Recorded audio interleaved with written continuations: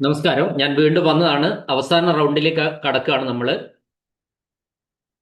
ഇനി നമുക്ക് അതിന് മുന്നേ ഒരു രണ്ട് കാര്യങ്ങൾ പറയാനുണ്ട്. നമുക്ക് വോട്ടർ ടേൺ ഔട്ട് റിപ്പോർട്ടും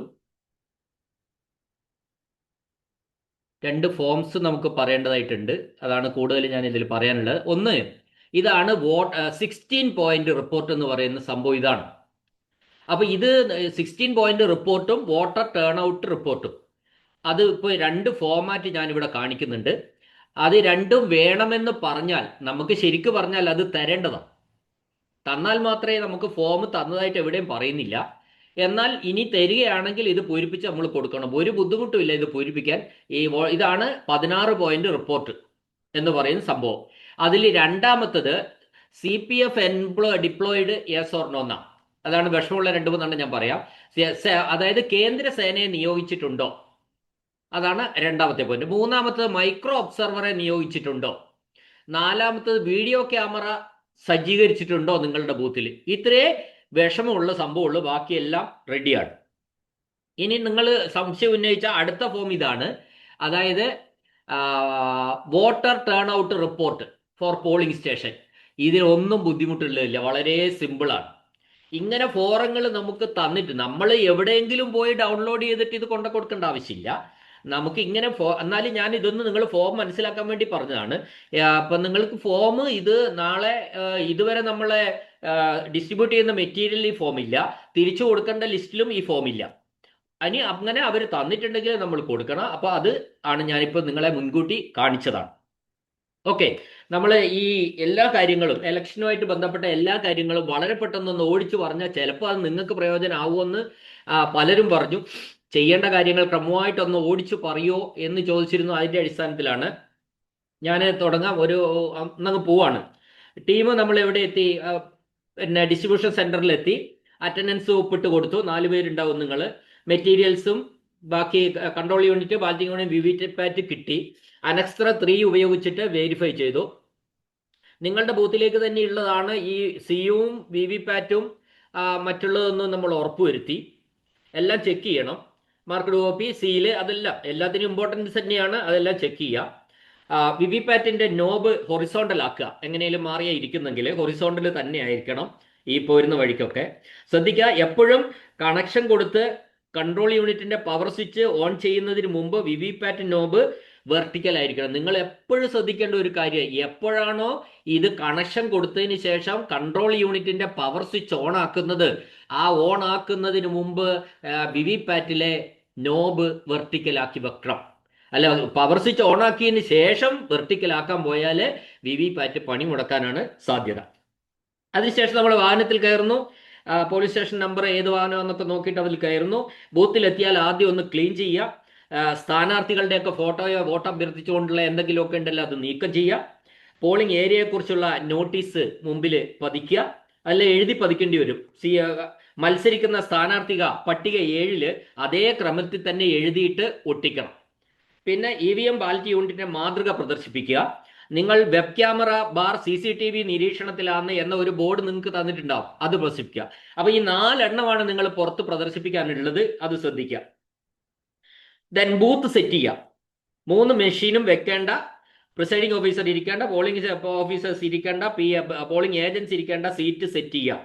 വഴി, പുറത്തേക്കുള്ള വഴി, അതെല്ലാം ബെഞ്ചൊക്കെ ഇട്ട് തിരിച്ച് നല്ല വൃത്തിയായിട്ടുള്ള ഒരു പോളിംഗ് സ്റ്റേഷൻ നിങ്ങൾ സെറ്റ് ചെയ്യുക. മെഷീൻ അതാത് പൊസിഷനിൽ രാവിലെ വെച്ചാൽ മതി. കാരണം മെഷീൻ യാതൊരു കാരണവശാലും മോക്ക് പോളിന് മുമ്പ് കണക്ഷൻ കൊടുക്കരുത് എന്നാണ് നിങ്ങൾക്ക് കിട്ടിയിട്ട് ഡയറക്ഷൻ. അതുകൊണ്ട് ഒരു സാമ്പിൾ നോക്കുക പോലും ചെയ്യരുത്. കണക്ഷൻ കൊടുത്തിട്ട് അത് വർക്കിംഗ് ആണോ ഇത് വർക്കിംഗ് ആണോ എന്നൊന്നും നിങ്ങൾ നോക്കേണ്ടത്. നിങ്ങൾക്ക് ആകെ നോക്കാൻ പറ്റുന്ന ഒരു കാര്യം, കൺട്രോൾ യൂണിറ്റ് പവർ സ്വിച്ച് മാത്രം ഓൺ ചെയ്തിട്ട് ബാറ്ററിയുടെ ഒരു സ്റ്റാറ്റസ് നിങ്ങൾക്ക് വേണമെങ്കിൽ നോക്കാം. ഇനി അത് നോക്കിയാൽ ഉടൻ തന്നെ പവർ സ്വിച്ച് ഓഫ് ചെയ്യുകയും ചെയ്യാം. അപ്പൊ ഈ പൊസിഷനിലേക്ക് രാവിലെ മോക്കോളിന് മുമ്പ് നിങ്ങൾ എടുത്തു വെച്ചതിന് ശേഷം കണക്ഷൻ കൊടുത്താൽ മതി എന്നാണ് എനിക്ക് പറയാനുള്ളത്. അപ്പൊ എപ്പോഴും കണക്ഷൻ കൊടുക്കുമ്പോൾ വിവിപാറ്റിന്റെ പ്ലഗ് ഒക്കെ കൊടുത്ത് കൺട്രോൾ യൂണിറ്റിന്റെ പവർ സ്വിച്ച് ഓഫ് ചെയ്യുന്നതിന് മുമ്പ്, ഓൺ ചെയ്യുന്നതിന് മുമ്പ് എപ്പോഴും വിവിപാറ്റിന്റെ നോബ് വെർട്ടിക്കൽ ആയിരിക്കണം. ഇനി അതിനുശേഷം തലേദിവസം ഡ്യൂട്ടീസ് പോളിംഗ് ഓഫീസേഴ്സിന് അവരവരുടെ ഡ്യൂട്ടി വിശദീകരിച്ചു കൊടുക്കേണ്ട ഉത്തരവാദിത്തം പ്രിസൈഡിംഗ് ഓഫീസർക്ക് ഉണ്ട്. ചിലർ പഠിച്ചിട്ടൊന്നും ആയിരിക്കില്ല വരുന്നത്. അത് നമ്മൾ വളരെ വ്യക്തമായിട്ട് കാര്യങ്ങൾ ഗൗരവത്തോടു കൂടി കൃത്യമായിട്ട് അവർ പഠിച്ചാലും പഠിച്ചില്ലെങ്കിലും നമ്മൾ വിവരിച്ചു കൊടുക്കണം. നമുക്ക് അടുത്തത് മോക്ക് പോൾ ചെയ്യുന്ന രീതി. മോക്ക് പോൾ ചെയ്യുന്ന രീതി 2 ഉദ്യോഗസ്ഥരെ നിങ്ങൾ പഠിപ്പിക്കുക. അത് പറഞ്ഞു മനസ്സിലാക്കി കൃത്യമായിട്ട് ആ 2 പേരെ ചുമതലപ്പെടുത്തുക മോക്ക് പോൾ ചെയ്യാൻ വേണ്ടി. ദെൻ മോക്ക് പോൾ സർട്ടിഫിക്കറ്റ് എഴുതുന്ന രീതി അവരെ പഠിപ്പിക്കുക. അതിനുശേഷം തലേന്നത്തെ തന്നെയാണ് ഇപ്പൊ പറഞ്ഞു വരുന്നത്. കവറുകൾ അനക്സർ 22 പ്രകാരം ശരിയാക്കുക. ഓരോ സെറ്റ് കവറിലും റബ്ബർ ബാൻഡ് ഇട്ട് വെക്കുക. ബന്ധപ്പെട്ട ഫോറങ്ങൾ അറിയാവുന്ന കാര്യങ്ങളൊക്കെ എല്ലാവരും കൂടി എഴുതി ഫോറങ്ങൾ കവറിലേക്ക് കടത്തി വെക്കുക. കവർ എന്ന് പറഞ്ഞാൽ ആദ്യത്തെ റബ്ബർ ബാൻഡ് ഇട്ടുണ്ട് 3 ചെറിയ കവറിലാണ്, രണ്ടാമത്തേതിൽ 4 ചെറിയ കവറാണുള്ളത്, മൂന്നാമത്തേതിൽ 5 ചെറിയ കവർ, നാലാമത്തേതിൽ 11 ചെറിയ കവർ, അവസാനത്തെ ഒരു കവർ അക്വിറ്റൻസ് റോളാണ്. ഇത്രയും കാര്യങ്ങൾ നമ്മൾ കവർ സെറ്റ് ചെയ്ത് വെക്കുക, ഫോറങ്ങൾ അതിലേക്ക് കടത്തി വെക്കുക. ദെൻ ഇതും തലേന്ന് ചെയ്യേണ്ട വർക്കുകളാണ്.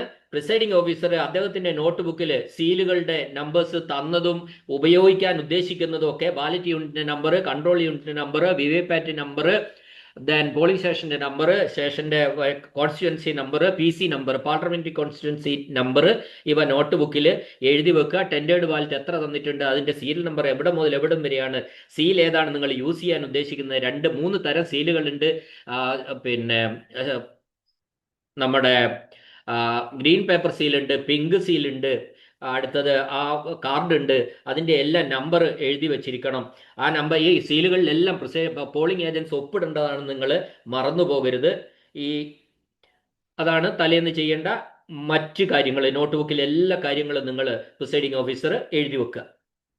അതിനുശേഷം പോളിംഗ് ഏജന്റിന്റെ നിയമന കത്ത് തലേന്ന് കൊണ്ടുവന്നാൽ നിങ്ങൾക്ക് അതെല്ലാം അവരെ കൊണ്ട് ഒപ്പിടിച്ചതിന് ശേഷം പാസ് കൊടുക്കുക. ഇനി 5:15 നമ്മൾ റെഡി ആവുക. 5:30 പിന്നെ മോക്ക് പോൾ തുടങ്ങേണ്ടത്. മെഷീൻ പൊസിഷനിൽ വെക്കുക. അതായത് മെഷീൻ നമ്മൾ തലേ ദിവസം പൊസിഷനിലൊന്നും വെച്ചില്ല. എവിടെയൊക്കെയാണോ മെഷീൻ വെക്കേണ്ടത് അത് നിങ്ങൾ പഠിച്ചിട്ടുണ്ട്. അവിടെ തന്നെ വെക്കുക. കണക്ഷൻ കൊടുക്കുക. നോബ് വെർട്ടിക്കൽ ആണെന്ന് ഉറപ്പുവരുത്തുക. വിവിപാറ്റിന്റെ 5:30 മണിക്ക് കൺട്രോൾ യൂണിറ്റിന്റെ പവർ സ്വിച്ച് ഓൺ ചെയ്യാം. കണക്ഷൻ വയറുകൾ തൂക്കിയിടാതെ മേശയുടെ കാലുകളോട് ചേർത്ത് വെച്ചിട്ട് സെലോ ടേപ്പ് ഒട്ടിച്ച് മറ്റ് വലിഞ്ഞു പോകാതെ മറ്റൊരു നടക്കുമ്പോൾ ഒരു ബുദ്ധിമുട്ടുണ്ടാകാത്ത രീതിയിൽ സെറ്റ് ചെയ്യുക. വിവിപാറ്റ് ബോക്സ് ഈ പോളിംഗ് ഏജൻസിനെ കാണിക്കുക. മോക്ക് പോൾ ചെയ്യുന്നതിന് മുമ്പായിട്ട് CRC ചെയ്യുക. Close result delete or clear അത് ചെയ്യുക. അതിനുശേഷം ടോട്ടൽ ബട്ടൺ അമർത്തിയിട്ട് 0 ആണെന്ന് കാണിക്കുക. മോക്ക് പോൾ ചെയ്യുക. അതിനുശേഷം ഈ മോക്ക് പോൾ ചെയ്ത് കഴിയുമ്പോൾ അതിലുണ്ടാവുന്ന റിസൾട്ടും വിവിപാറ്റിലെ സ്ലിപ്പും എണ്ണി നോക്കി അത് പിന്നെ ടാലി ആണെന്ന് ഉറപ്പുവരുത്തുക. വിവിപാറ്റ് സ്ലിപ്പിന്റെ പുറകില് മോക്ക് പോൾ സ്ലിപ്പ് സീല് വെക്കുക. മോക്ക് പോൾ സ്ലിപ്പ് എന്ന് പറയുന്ന ഒരു സീല് നിങ്ങൾക്ക് തന്നിട്ടുണ്ട്. അത് വിവിപാറ്റ് സ്ലിപ്പിന്റെ പുറകില് ആ മോക്ക് പോൾ സ്ലിപ്പ് എന്ന് പറഞ്ഞ സീല് വെക്കുക. എല്ലാത്തിൻ്റെയും എഴുതേണ്ട ആവശ്യമില്ല, സീലുണ്ട്, അത് വെക്കുക. മറ്റൊന്ന് തലേന്ന് ചെയ്യേണ്ട മറ്റൊരു വർക്ക് എന്താന്ന് വെച്ചാൽ നമ്മുടെ സ്ലിപ്പ് കൊടുക്കുമല്ലോ, സെക്കൻഡ് പോളിംഗ് ഓഫീസർ കൊടുക്കുന്ന സ്ലിപ്പിന്റെ എല്ലാ സ്ലിപ്പിയും പുറകില് ഡിസ്റ്റിങ്വിഷൻ മാർക്ക് പതിക്കുക. ബാക്കി എല്ലാ ഫോറങ്ങളിലും ഡിസ്റ്റിങ്വിഷൻ മാർക്ക് പതിക്കുക. എല്ലാ കവറിന്റെ പുറത്തും ഡിസ്റ്റിങ്വിഷൻ മാർക്ക് പതിക്കുക. ഇനി ബാക്കിൽ എഴുതി സ്ലിപ്പുകൾ കൃത്യമായിട്ട് അതിനുശേഷം ബ്ലാക്ക് കവറിൽ, കറുത്ത കവറിൽ പിന്നെ ഇടുക. അതിന്റെ പുറത്ത് പോളിംഗ് സ്റ്റേഷൻ നമ്പർ, പിന്നെ ഇത് മോക്ക് പോൾ സ്ലിപ്പ് എന്ന വാചകം എഴുതുക. പോളിംഗ് സ്റ്റേഷൻ നമ്പർ എല്ലാം എഴുതുക. പ്രിസൈഡിംഗ് ഓഫീസർ ഒപ്പിടുക. അത് ഒട്ടിച്ച് അരക്ക് വെച്ച് സീൽ ചെയ്യുക. അതിനുശേഷം ഇതിന്റെ പുറത്ത് പോളിംഗ് ഏജന്റുമാർക്കൊക്കെ ഒപ്പിടാവുന്നതാണ്. അതിനുശേഷം മോക്ക് പോൾ സർട്ടിഫിക്കറ്റ് ശരിയാക്കുക. നമ്മൾ നേരത്തെ തലേന്ന് തന്നെ പഠിച്ചു വെച്ചതാണ്. അതിനുശേഷം മെഷീനിലെ കൺട്രോൾ യൂണിറ്റിലെ ഡേറ്റയൊക്കെ ക്ലിയർ ചെയ്യുക. അത് CRC തന്നെ വെച്ച് ചെയ്യണം. അതിനുശേഷം ക്ലിയർ ചെയ്തു ടോട്ടൽ അടിച്ച് 0 ആണെന്ന് എല്ലാവരെയും ബോധ്യപ്പെടുത്തണം. വിവിപാറ്റിൽ ഒരു സ്ലിപ്പും ഇല്ല എന്ന കാര്യം ബോധ്യപ്പെടുത്തണം. പോളിംഗ് ഏജന്റ് സൈൻ ചെയ്യേണ്ട എല്ലാ സീലുകളിലും ഇപ്പോൾ 3 സീലുണ്ട്. പിങ്ക് സീല്, പിന്നെ ഗ്രീൻ പേപ്പർ സീല്, പിന്നെ ആ കാർഡ്, അതിൽ സ്പെഷ്യൽ ടാഗ് ഈ മൂന്നിലും പോളിംഗ് ഏജൻസിനെ കൊണ്ട് ഒപ്പിടിക്കുക. അതിനുശേഷം എല്ലാ മെഷീനുകളും സീൽ ചെയ്യുക. എല്ലാ മെഷീനുകൾ എന്ന് പറഞ്ഞാൽ കൺട്രോൾ യൂണിറ്റും സീൽ ചെയ്യണം, വിവിപാറ്റ് മെഷീനും സീൽ ചെയ്യേണ്ടതായിട്ടുണ്ട്. അത് നമ്മൾ ഓർമ്മിക്കുക. ഇനി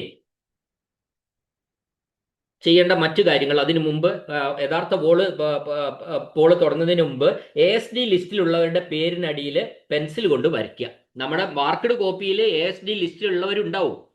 അവര് അത് ഇവിടെയുള്ളവരെ തന്നെയാണ് ASD ലിസ്റ്റിലും പെടുത്തിയിരുന്നത്. കാരണം ഒരു കള്ളവോട്ട് തടയാൻ വേണ്ടി ഈ മാർക്കഡ് കോപ്പി തയ്യാറാക്കിയതിന് ശേഷമാണ് ഈ സ്ഥലം മാറിയവരെയും ഷിഫ്റ്റഡ് ആയിട്ടുള്ളവരെയും മരിത്തപ്പെട്ടവരുടെയും ഒക്കെ ലിസ്റ്റ് അവര് തന്നിട്ടുള്ളത്. അപ്പൊ അത്തരം ആൾക്കാർ വരുമ്പോൾ കൂടുതൽ ശ്രദ്ധ കിട്ടാൻ വേണ്ടി മാത്രമാണ് ഈ ASD ലിസ്റ്റ് നമുക്ക് തന്നിട്ടുള്ളത്. അപ്പോൾ ASD ലിസ്റ്റിലുള്ളവരെ അഡീഷണൽ ലിസ്റ്റ്, അതൊരു വാർണിംഗ് ലിസ്റ്റാണ്. അപ്പോൾ അവരുടെ പേരിന് നേരെ മാർക്കഡ് കോപ്പിയിൽ അവരുടെ പേരിന്റെ അടിയിൽ പെൻസിൽ കൊണ്ടൊന്ന് വരച്ചാൽ അതിൽ അവർ വരുമ്പോൾ നമുക്ക് പെട്ടെന്ന് ഫസ്റ്റ് പോളിംഗ് ഓഫീസർക്ക് കൂടുതൽ ശ്രദ്ധ കിട്ടാൻ വേണ്ടി അത് സഹായിക്കും.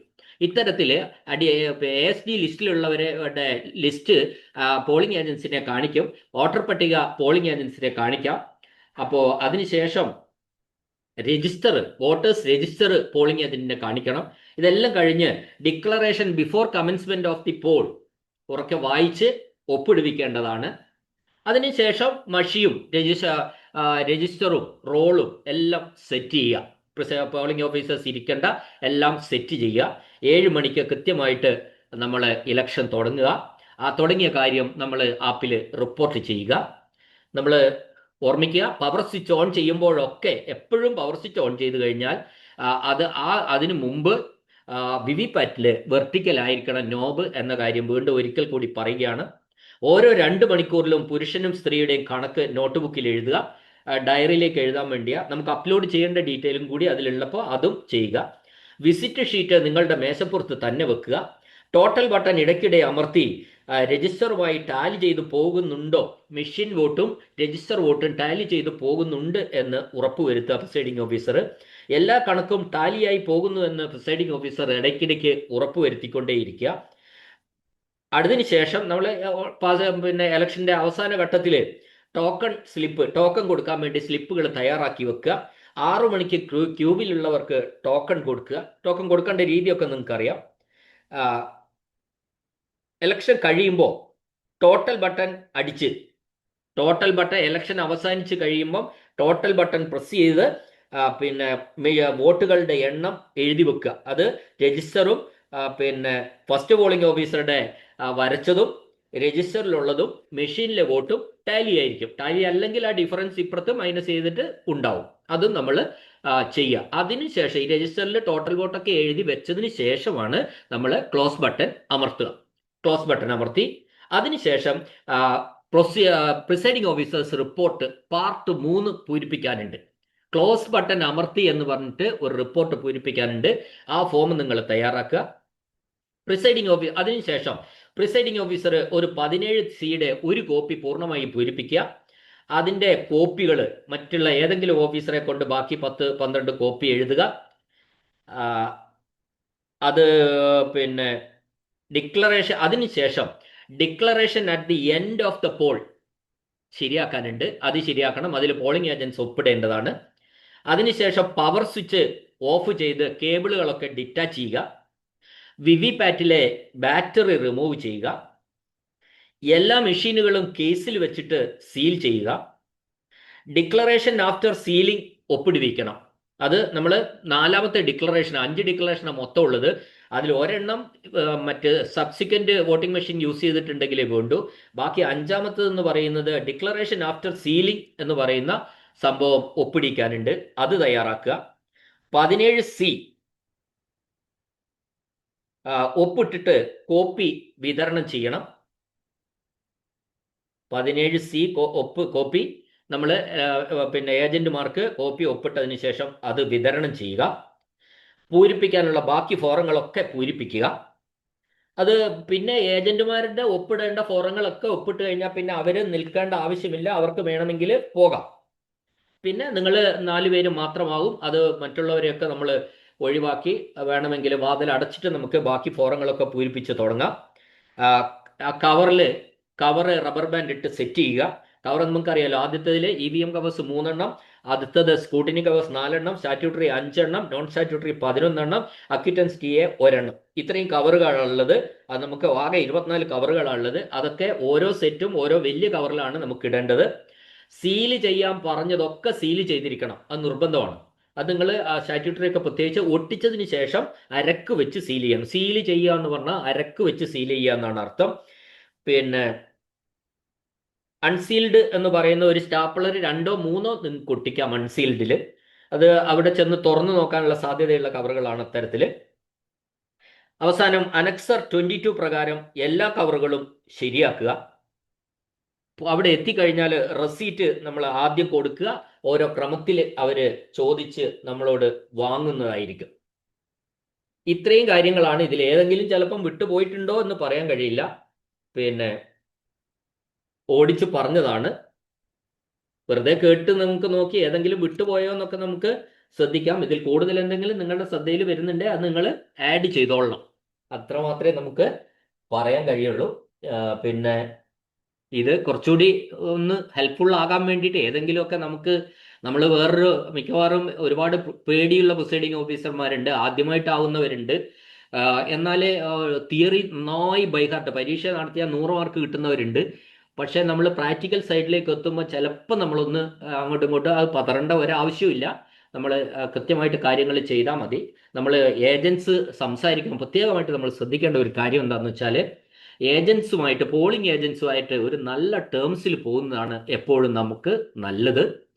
അത് ചായ കുടിക്കാനൊന്നുമല്ല, അല്ലാതെ തന്നെ നമ്മൾ അവരുമായിട്ട് എന്താ പറയണ്ടേ, ഒരു കെമിസ്ട്രി ഉണ്ടാവുന്നത് നല്ലതാണ് എല്ലാവരുമായിട്ടും.